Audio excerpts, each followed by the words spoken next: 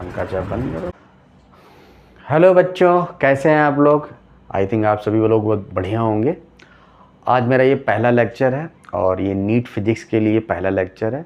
Actually NEET के बच्चों के लिए तो है ही। अब ये क्लास 11th के बच्चे भी इसको प्रमोट कर सकते हैं, देख सकते हैं और सीख सकते हैं। Theory as well as numerical दोनों ही चीज़ें हम कवर करेंगे। 11th के बच्चे इसको ज़रूर देखें, नीट के बच्चों को तो देखना ही देखना। जो 12th के बच्चे जो तैयारी कर रहे हैं नीट की, या 12th पास आउट हो गए हैं, या नीट ड्रॉप आउट हैं, या नीट के बच्चे हैं, मतलब कोई भी 10th से अबव है बच्चा वो देखे। यदि नीट की ओर जाना है आपको तो बिल्कुल शुरुआत से आप हमारे साथ जुड़ सकते हैं। और मैं आज पहला लेक्चर ले रहा हूँ। पहला जो आपका टॉपिक या हमारा जो चैप्टर है, motion in a straight line, ये फर्स्ट चैप्टर है। इसमें बहुत सारी चीज़ें हैं, मैं थोड़ा बड़ा चैप्टर है, न्यूमेरिकल भी कराऊंगा तो टाइम तो लगेगा ही। तो हो सकता है एक बार में ना हो, कई लेक्चर मुझे लेने पड़ेंगे इसके, तभी जाके कंप्लीट होगा चैप्टर। जुड़े रहिए, सब्सक्राइब करते रहिए, जिन्हें अच्छा लगे वो लाइक करें, और जो भी चीज़ें आपको लगती हैं वो कमेंट ज़रूर करें, जिससे मुझे पता चलता है कि भाई आपको क्या रिक्वायरमेंट है ना। समझ में सब कुछ आएगा, 100% है उतना। मतलब ये आप मानिए कि उस तरीके का तो नहीं है कि भाई बहुत अच्छा बोर्ड है, आजकल इलेक्ट्रॉनिक्स बोर्ड चल रहे हैं, स्मार्ट बोर्ड चल रहे हैं, वो सब तो व्यवस्था है नहीं।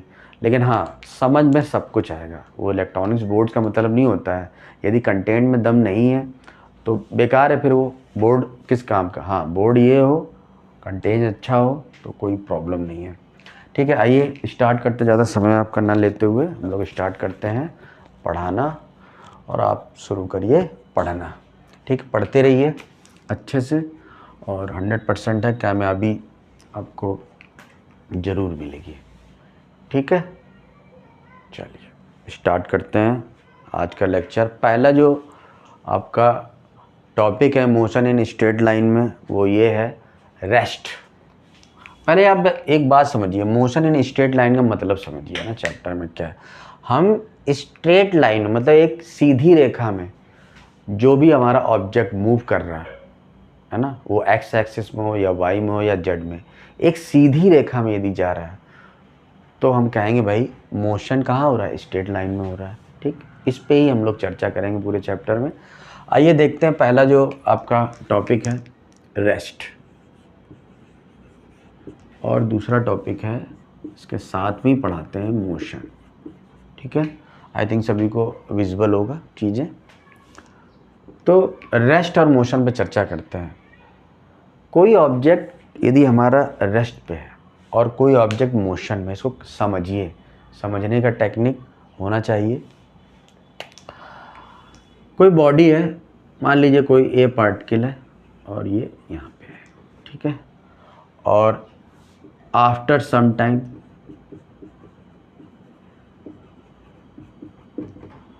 कुछ समय बाद ये यहीं पे रहा, तो position can not change, position का चेंज नहीं होगा। अब मान लीजिए ये पार्टिकल ए है, आफ्टर सम टाइम ये क्या हुआ, ये पार्टिकल ए से ए यहाँ मूव कर गया, मतलब ये एक्स डिस्टेंस मूव कर गया।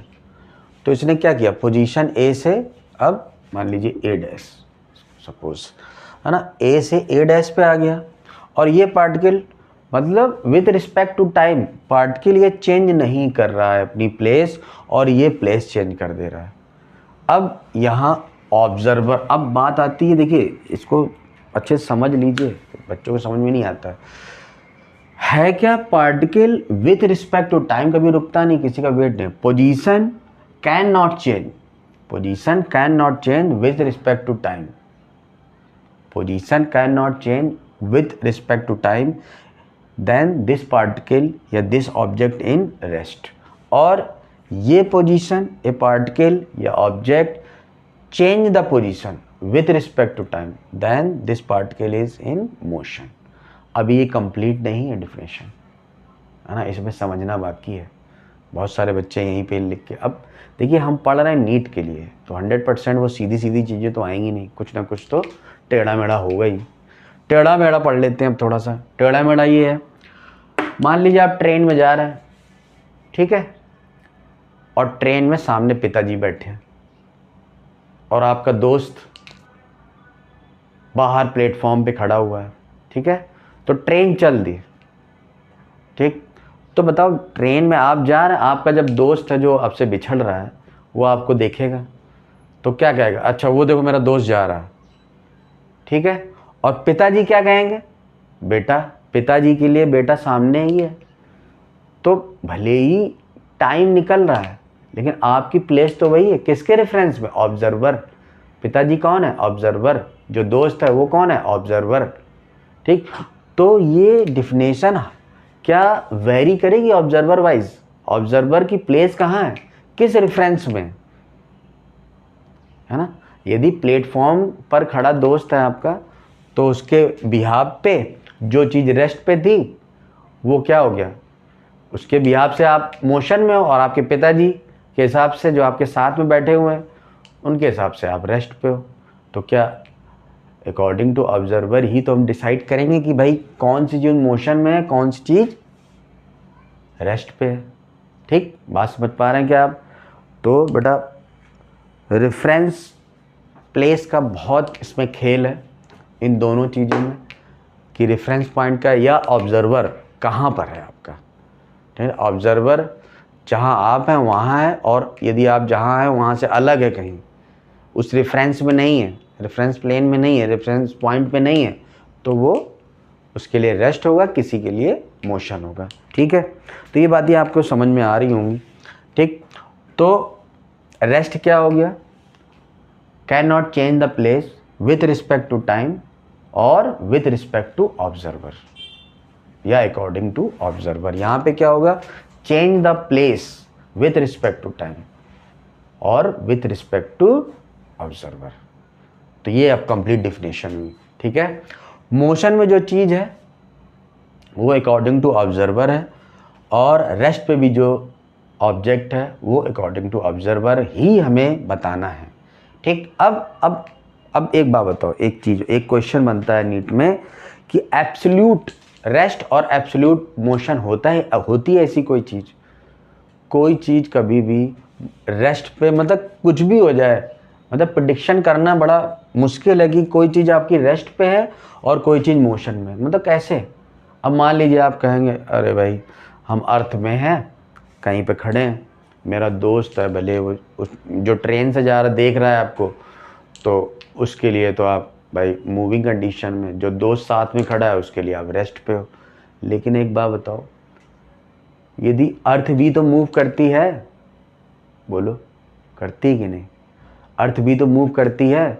अब अर्थ आप छोड़ दीजिए, अर्थ से ऊपर चले जाइए, रॉकेट की व्यवस्था करिए और ऊपर चले जाइए। अब ऊपर से जाके झांको तो आपका दोस्त क्या है भाई, अर्थ मूव करती है भाई, अर्थ मूव कर रही है अराउंड टू सन, तो उसका मूव कर रहा है। अब अर्थ पे भी आप रेस्ट पे नहीं हो, है ना, अर्थ पे आप रहो तो रेस्ट पे नहीं हो। अब आप स्पेस में चले, अर्थ घूमती हुई नज़र आ रही है। तो कोई भी चीज़ जो मोशन में है और जो रेस्ट पे, एब्सोल्यूट नहीं हो सकती, ठीक है। तो आपका एक स्टेटमेंट इसमें आप लिख लीजिए कि भाई nothing is at absolute rest, nothing is absolute at rest और मोशन। बड़ी इंपॉर्टेंट लाइन है, इस पे सवाल बनते हैं। Nothing is absolute at rest और मोशन इन दिस यूनिवर्स, ठीक है, in this universe at absolute rest.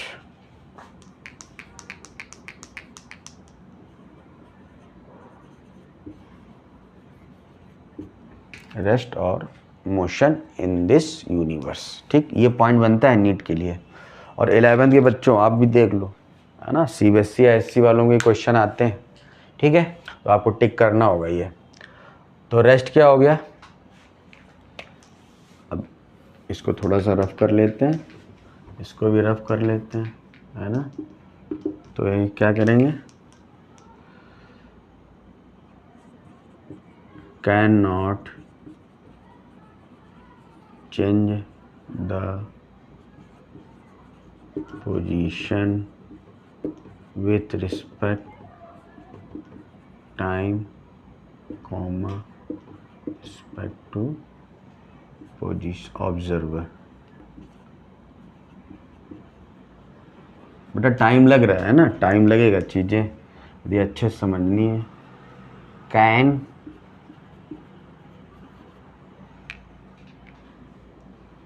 Can change the position with respect to time comma with respect to observer.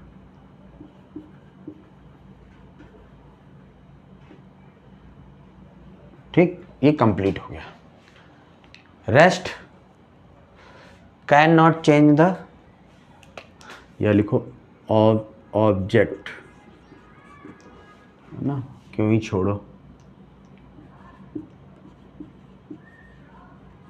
Object can change the position with respect to time respect to observer. ठीक है, और object can not change the position with respect to time with respect to observer. अब ये complete हो, इतना point आपको YouTube में देखने को मिलेगा। ठीक, रेस्ट और मोशन, रेस्ट मतलब रुका हुआ होता है लेकिन अकॉर्डिंग टू ऑब्जर्वर होता है, और मोशन क्या होता है, ये भी चलती हुई कोई चीज़ है लेकिन अकॉर्डिंग टू ऑब्जर्वर है। ये बात समझ लीजिए, इसीलिए बोलते हैं भाई नथिंग इज एब्सोल्यूट रेस्ट और मोशन इन दिस यूनिवर्स। कोई ऐसी व्यवस्था नहीं है कि आप कोई चीज़ कह दो परमानेंट रेस्ट पे है या मोशन, किसी न किसी के हिसाब से बदल जाता है। ठीक है, इतना आई थिंक समझ में आ गया होगा आपको। तो ये बेटा नीट के लिए स्पेशली मैं बना रहा हूँ, और क्लास 11 तो बिल्कुल मतलब उनका पेपर कैसा ही बन जाए स्कूल में वो तो कर ही लेंगे। ठीक है, तो बेटा बहुत कायदे से इसको स्क्रीनशॉट ले लो या नोट कर लो, कॉपी पेन लेके बैठा करो। ठीक है, मौज मस्ती करने के लिए मत आओ कि देखा निकल लिए। भैया पूरा लेक्चर आप देखेंगे तभी कुछ समझ में आएगा, और ऐसा नहीं कि भाई बड़े बड़े वो टीचर होते हैं आराम से बढ़िया पढ़ा रहे हैं, एसी लगा है। अब यहाँ थोड़ा लाइटिंग भी सब व्यवस्था घरेलू है ना, ये बोर्ड वोर्ड व्यवस्था कि आपको भाई पढ़ाना है और आपको सिखाना, हमें भी बहुत कुछ सीखना है, तो आपके साथ हम भी सीखते जाएंगे। बस जुड़े रहिए साथ में, सब्सक्राइबर बढ़ाते रहिए, लाइक करते रहिए, तो हम भी लगे रहेंगे आपके साथ कि भाई हाँ लोग देख रहे हैं, बढ़िया वॉच आउट, टाइम आ रहा तो हम भी लगे रहेंगे। चलिए नोट करिए फटाफट, तो अगला टॉपिक स्टार्ट करा जाए। ठीक है, डिस्प्लेसमेंट,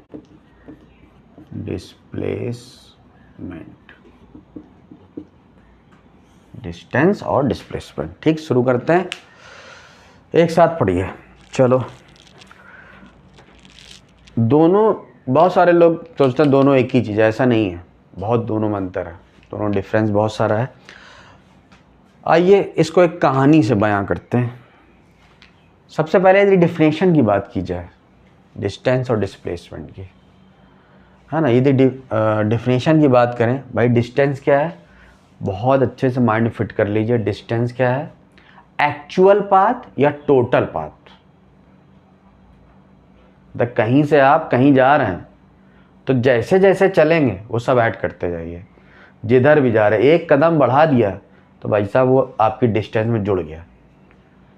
चाहे जैसे आप जरा सा भी हिल गए, थोड़ा सा आगे बढ़े, तो क्या हो गया, वो एक्चुअल पाथ हो या टोटल पाथ। कहाँ, इनिशियल से फाइनल पोजीशन तक का एक्चुअल पाथ, जितना आप एक्चुअली जा रहे हैं, जहाँ जहाँ जहाँ जहाँ पैर आपके चल रहे हैं, बाइक से, कार से, हवाई जहाज से, जहाँ जहाँ जा रहे हैं, है ना, तो वो क्या हो। अब मान लीजिए, देखिए ए से स्टार्ट किया, कहाँ चलेगा, जाना बेटा स्कूल था, कहाँ जा रहा है, स्कूल। ठीक, और ये देखो पहले अपने दोस्त के यहाँ जाएंगे, सीधा नहीं जा रहा है तो ये चलेगा भैया 1 किलोमीटर। ठीक, फिर तीसरे, मन भरा नहीं, तीसरे दोस्त के पास चलेगा, वो 2 किलोमीटर पर रहता है, और उसके बाद तीनों मिलके आराम से स्कूल पहुंच गए, मज़ा आया बहुत। ठीक, तो ये क्या है, ये जा रहे हैं, ये क्या है। अब यहाँ पे मैं इस काउंट डायग्राम में बताओ कि डिस्टेंस क्या है, तो डिस्टेंस आप कहोगे भैया एक्चुअल जितना हम चले हैं तो 1 + 2 + 3 कितना हो गया बेटा 6 किलोमीटर हो गया। अब मैं आपसे कहूँगा डिस्प्लेसमेंट बताओ।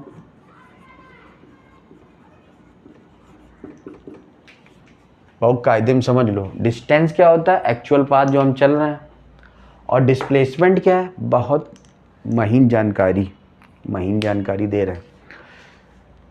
इनिशियल या शुरुआती पॉइंट या शुरुआती जगह, इनिशियल पॉइंट और टू फाइनल पॉइंट देखो। पहले इनिशियल पे कहाँ थे और फाइनल पे, दोनों तय कर लिए। उसके बाद ढूंढो कि मिनिमम डिस्टेंस या मिनिमम पाथ या शॉर्टेस्ट डिस्टेंस, इसके बीच की जो शॉर्टकट, बस वो दूरी तय कर लो। वो दूरी हमारी क्या होगी डिस्प्लेसमेंट। बेटा बताओ इसका शॉर्टेस्ट, ऐसे जाके तो होगा नहीं, बिल्कुल सबसे शॉर्टेस्ट रास्ता ये है, बोलो। तो यहां से यहां तक जो शॉर्टेस्ट डिस्टेंस, इसको क्या कहेंगे डिस्प्लेसमेंट। और वो कितनी थी 2 किलोमीटर। यहां से यहां तक की नापेंगे भाई। इनिशियल पॉइंट आप ले लो और फाइनल ले लो, उसको आपको शॉर्टेस्ट डिस्टेंस से कवर करना है, मिनिमम पाथ से। तो मिनिमम पाथ तो यही होगा ना, बस इसी को डिस्प्लेसमेंट बोलते हैं। इनिशियल और फाइनल से मतलब रखना है हमको। और डिस्टेंस में क्या है भाई, जितना आप चल रहे हो, जिस डायरेक्शन, कोई मतलब नहीं, जहाँ जहाँ जा रहे हो वो सब जुड़ जाएगा डिस्टेंस में। और डिस्प्लेसमेंट है इनिशियल और फाइनल पॉइंट को मिनिमम शॉर्टेस्ट डिस्टेंस से आप उसको कवर कर दीजिए, या उतनी डिस्टेंस को हम लोग क्या बोलेंगे डिस्प्लेसमेंट। डिस्प्लेसमेंट आपका क्या आ गया 2 किलोमीटर डायरेक्ट, क्योंकि ये मिनिमम पाथ। समझ रहे हैं बात को। ये पाथ इंडिपेंडेंट होता, अभी मैं लिखवा दे रहा हूँ सब कुछ, इस पे सवाल पूछे जाते हैं नीट पे, तो इतना नोट करिए, नोट करो।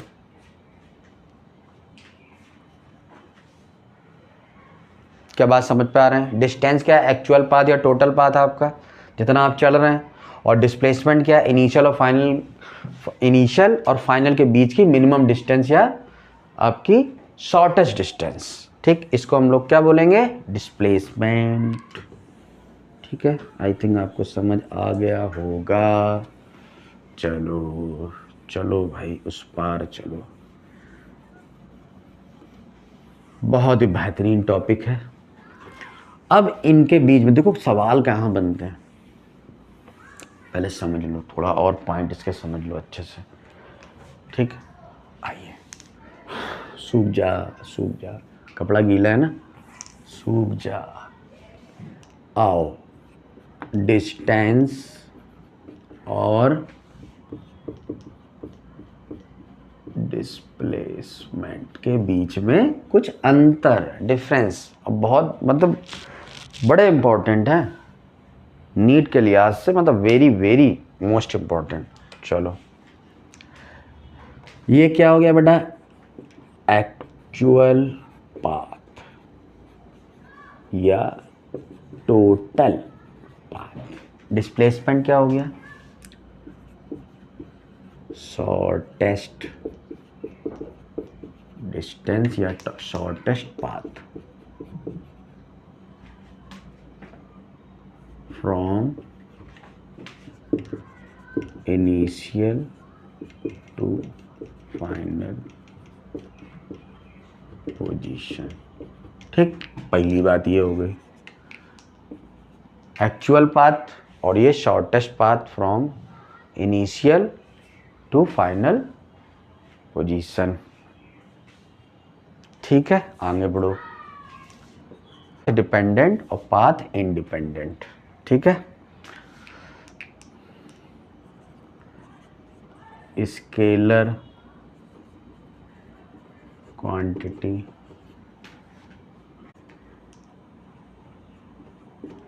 Positive negative zero positive. ठीक, और एक पॉइंट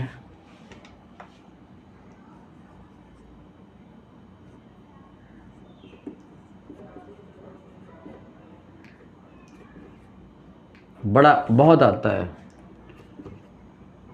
ग्रेटर देन या इक्वल।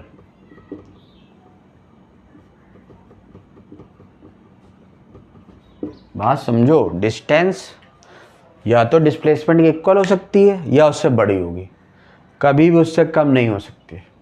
ये 100% है। आप खुद सोचिए, ऐसा कभी हो सकता है कि डिस्टेंस जब निगेटिव ही नहीं हो सकता है कभी भी, ये तो निगेटिव भी हो जाएगा। मतलब ये पॉइंट यदि मान लिया जाए करेक्ट है, अभी मैं इसको प्रूव भी कर दूंगा न्यूमेरिकल से, तो ये इतने पॉइंट भी आप याद रखते हैं ना, ये क्या है, डिस्टेंस एक्चुअल पाथ या टोटल पाथ, ये shortest path from initial to final position. Path dependent होता है और पाथ इंडिपेंडेंट होता है। ये स्केलर क्वांटिटी होती है, ये वेक्टर, ये यूनिट इसकी क्या होती है, मीटर, और इसकी भी मीटर। डिस्टेंस क्या होता है, जीरो भी हो सकता है, पॉजिटिव हो सकता है, ये निगेटिव भी हो सकता है, जीरो भी हो सकता है, पॉजिटिव। और ये में इस पे सवाल आए हुए हैं आपके पहले भी नीट में। डिस्टेंस बड़ा होगा या इक्वल हो सकता है डिस्प्लेसमेंट, कभी निगेटिव नहीं हो सकता, कम नहीं हो सकता। ठीक है, इतनी बात आई थिंक आपको क्लियर हो गई होगी। इसमें कोई क्वेश्चन बन रहा हो तो आप कमेंट करिएगा, मैं आपको उसका जवाब। एक और बात बता दें आपको, मैं शॉर्ट में आपको न्यूमेरिकल दे ही रहा हूँ।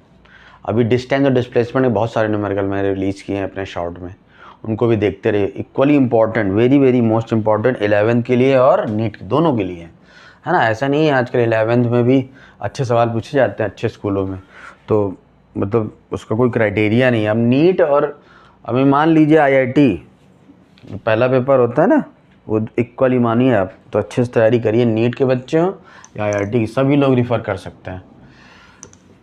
चलिए पहला क्वेश्चन है, क्या क्या हुआ कि भाई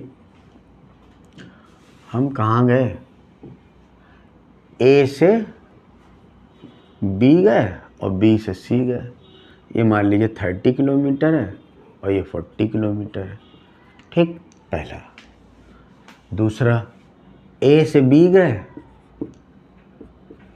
और B से C गए और C से फिर B आ गए, तो क्या हो गया, ये 30 और ये 30 और ये भी 30, D हो गया, ठीक। अच्छा, ये बात ये यहीं पे ही आए वापस, मतलब इसी पे ही वापस आ गए, ये मानिए सीधा नहीं, आप कंफ्यूज हो जाओगे, B पे ही वापस आ गए, ठीक है। अब इस पे बताओ डिस्टेंस कितनी होगी, तो आपको पता है जितना चलेंगे, पहले A से B गए, B से C गए, तो कितना हो गया, 30 + 40 70 किलोमीटर।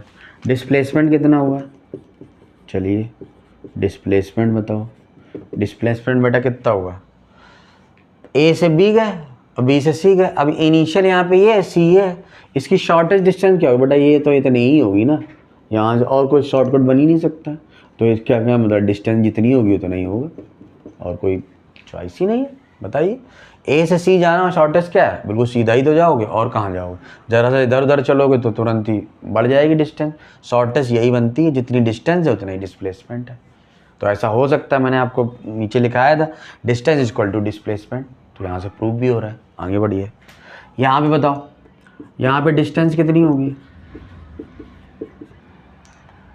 ये 30 + 30 गए, B पे गए, B से C गए, फिर C से B आ गए, तो फिर 30 जुड़ जाएगा, तो ये कितनी हो गई बेटा, 90 किलोमीटर। बोलो भाई, A से पहले B गए, B से C गए, C से फिर B आ गया, तो ये कितना हो गया, 90। अब यहाँ डिस्प्लेसमेंट बताओ,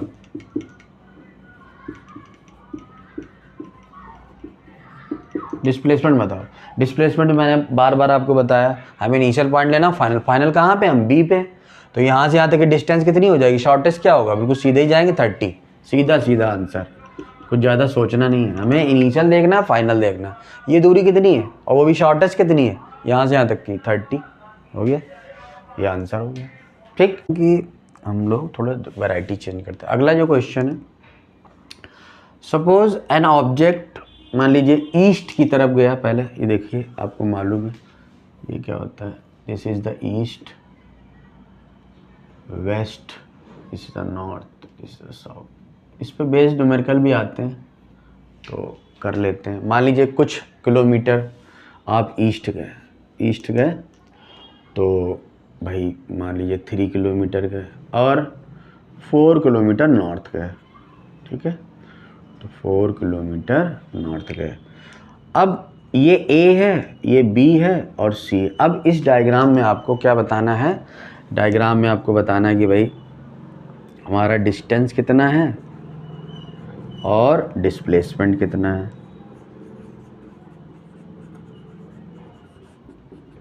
तो डिस्टेंस बताओ, ए से बी गए, बी से सी गए, एरो एरो बता रहा है ना, ए से बी गए, बी से सी गए, तो बड़ा क्या होगा, जोड़ दो, सिंपल है, 7 किलोमीटर डिस्टेंस। डिस्प्लेसमेंट क्या होगा, इनिशियल ये है, फाइनल ये है, इसकी शॉर्टेज डिस्टेंस क्या होगी, ये होगी। तो यहाँ से यहाँ तक की डिस्टेंस निकाल लीजिए, यदि ये 90 है तो पाइथागोरस लग जाएगा, ठीक, पाइथागोरस लगाइए। पाइथागोरस यहाँ पे लगाएंगे तो क्या आ जाएगा, under root 3 square plus 4 square, क्या आएगा 9 प्लस 16, तो आ गया 16 4 25, तो मतलब 5 किलोमीटर आ गया डिस्प्लेसमेंट। ये बेटा 5 किलोमीटर है, हमें बेटा यही तो पाथ निकालना है, बहुत सिंपल है, वेरी सिंपल। ठीक, अगला देखो, ऐसा हो, मान लीजिए ये है और यहाँ है, कार्टेशियन सिस्टम आप जानते हैं, मान लीजिए 2,3 है और इधर 7,5 है, ये ए है और ये बी है। यहाँ पे डिस्प्लेस, वैसे ज़्यादातर आपको डिस्प्लेसमेंट ही आएगा। ए से बी तक का बताओ कितना होगा डिस्प्लेसमेंट, बताओ।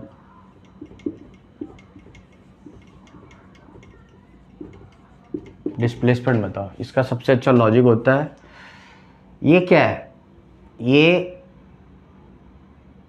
x का है और ये y का टर्म है, ये x और ये y, ठीक, ऐसे ही तो होता है। तो आपको क्या करना है, डेल्टा x और डेल्टा y का रूट ले लीजिए, सीधा सीधा हो जाएगा। डेल्टा x कितना है, देखो x पहला वाला जो होता है वो x है, दूसरा y है, तो x ये है, x है, तो इनिशियल ये है, फाइनल ये है, तो 7 माइनस 2 का होल स्क्वायर, सॉरी ये एक्स स्क्वायर वाई स्क्वायर होगा, प्लस ये कितना होगा 5 माइनस 3 का होल स्क्वायर, देख लीजिए। तो ये क्या क्या आ जाएगा, आपको दिखाई दे रहा होगा, 7 मतलब 5 स्क्वायर प्लस 2 स्क्वायर, तो बेटा ये आ जाएगा 25 प्लस 4, इसका मतलब है अंडर रूट 29 किलोमीटर आएगा। बाकी सॉल्व कर लीजिएगा, है ना, डिस्प्लेसमेंट आ गया। एक से एक चीज़ आप देखते रहिए, ठीक है, क्लिक, ठीक है बच्चों। ये 2 न्यूमेरिकल और देखिए, और देखिए, ईस्ट, पहले 5 किलोमीटर ईस्ट गया, तो भाई 5 किलोमीटर ईस्ट, उसके बाद नॉर्थ गया तो 5 kilometre north, then after 10 kilometre climb upward, मतलब ये इधर आएगा, ध्यान समझिए, ये 5 किलोमीटर अब यहाँ से ये इधर की तरफ चलेगा, बाहर, तो बाहर तो बना पाना मुश्किल है, फिर भी हम इसको बना देते हैं कि भाई ये 5 किलोमीटर बाहर की तरफ। बनाए कैसे, ऐसे ही तो बना, ये बाहर की तरफ, यानी x भी आ गया, y भी आ गया, z भी आ गया। ऐसा यदि क्वेश्चन, इसका डिस्प्लेसमेंट कैसे निकालेंगे, तो इसका डिस्प्लेसमेंट बहुत सिंपल है, क्या किया करिए, x में i कैप, y में j कैप, वेक्टर की तरह कर लीजिए और z को k कैप, तो ये 5, इसको फार्मूला है देखिए, 5i का होल स्क्वायर प्लस ये क्या है, वाई एक्सिस है, यानी जो भी वैल्यू हो उसमें j लगा दीजिएगा और स्क्वायर प्लस ये कितना है, ये भी ये 10 है, 10 किलोमीटर, तो 10k का होल स्क्वायर, ठीक है। तो ये बेटा आ जाएगा 25 प्लस 25 प्लस 100 कितना आ गया 150 किलोमीटर। ठीक, अब ध्यान दीजिए, इसका मैंने स्क्वायर किया 5 स्क्वायर, आई स्क्वायर भी तो आएगा, यहाँ जे स्क्वायर आएगा, के स्क्वायर, इनकी वैल्यू क्या होती है I dot I is equal to 1, J dot J और के डॉट के इज इक्वल टू 1। तो यहाँ पे बताओ आई इंटू आई या आई स्क्वायर, जे स्क्वायर और के स्क्वायर की वैल्यू 1 होती है।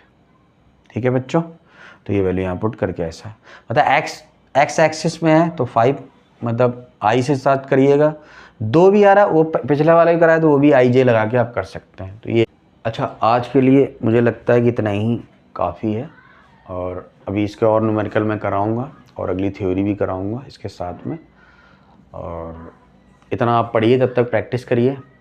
अभी ये है, इसमें कुछ न्यूमेरिकल बचे हुए हैं तो उनको करा देंगे। बस आप लोग जुड़े रहिए और चैनल को सपोर्ट करते रहिए, सब्सक्राइब करते रहिए, जिन्हें अच्छा लगा है वास्तव में मतलब तो सब्सक्राइब करिए उसको, है ना। हमें पता चलना चाहिए कि हाँ बच्चे देख रहे हैं। लाइक करिए, कमेंट भी करिए, शेयर करिए, लोगों को बताइए, क्लास 11 के लिए, क्लास 12 के लिए और नीट के बच्चों के लिए। और मैं ये नहीं कहता हूँ कि मैं आईआईटी के लिए पढ़ा रहा हूँ, लेकिन हाँ आईआईटी इसको टच है, आईआईटी टच।